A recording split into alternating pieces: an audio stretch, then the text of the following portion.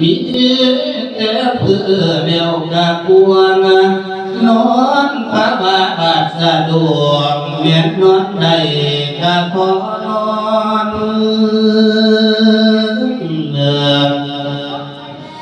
สุ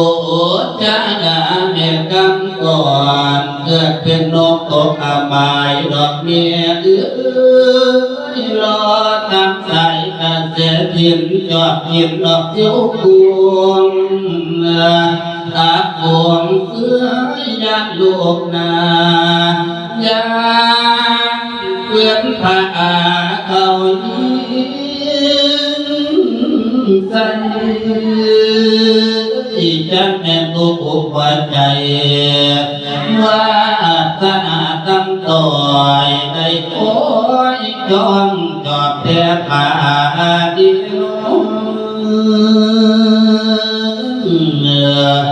ข้ามแหลมมาจะเอาเสาพื้นขึ้นมาจะเงาบวม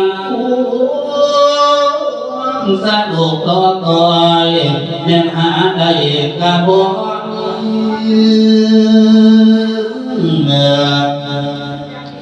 เหตุมันดีจังสีอย่าลืมก่อของพลาเดือเมียเดือ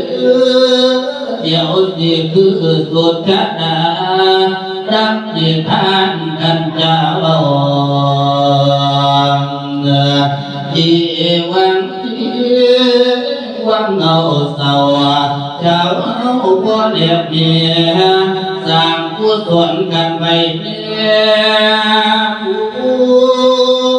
พระราที่ซอยอยู่ที่สู้เจ้าสู่สวรรค์นั้นดอกเดือสาธา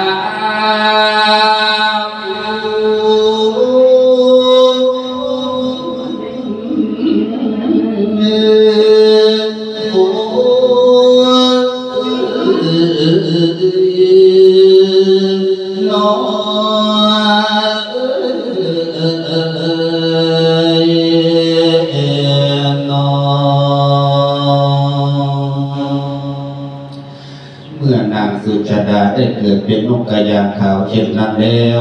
ก็หากินตามห้วยหนองคลองบึงตามยถากรรมของตนก็มีนาการะทั้งนั้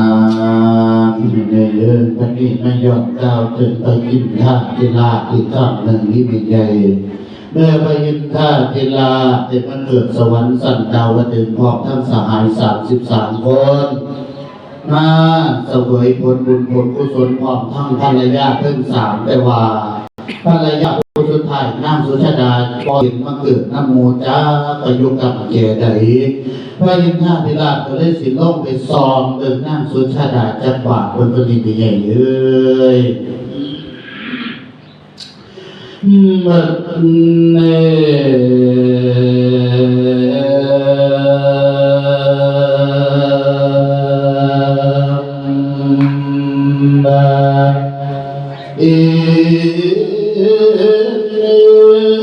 จูฟานที่ว่าโลกเต็มไกลคิดอะไรสุชาดามีมาหินสีแก้วจากนั้นไปใส่แล้วมีแต่สามดอกงามเมียแก้วดอกเบี้ยพังส่วนสุชาดาแม่นวลน้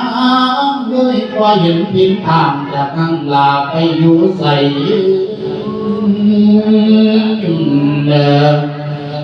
เสียอะไรคันนี้แก้วเวลมันเอาไปแย่ถวายเป็นน้ำซุปอันลังคานะเสียได้ดีพันละยามเสียได้กว่าดอกลำดอกคำก่อนตอนสันนี่เอาไปแย่ถวายเป็นบอกโยมที่นั่นมานั่งลาพระทำบุญเจ้าบ่ เกี่ยวเต็มเตะโตพันยังเดียวเตือนบอกฟังบอกไว้ถึงทำให้ดอกหันทะเลทางสวรรค์ที่พาสร้างมาเสิร์ฟไอเต็มบ่อยเดี๋ยวก็ได้เพจหอด4 โมงเนี่ยที่ผมเองผมกินหอด3 ขวดนี่เบาหวานเหมือนที่เขาปีนเข้าต้องถึงเส้นเลยทางสวรรค์ที่พาสร้างสาขาทางเยี่ยพาแทงเจ้าวัดแย้มแต่เว้นหน่อยปวดท่าแพงก็เกี่ยวเทียนคนตาจีนเกี่ยวเทียนคนตาจีนเกี่ยวอีกผ้าลิบเดินแดงชามบ่รู้จักกระทำทามอีกรักษาสินแก้วเท้านี้จำเป็นแล้วบ่มีแล้วสิกิน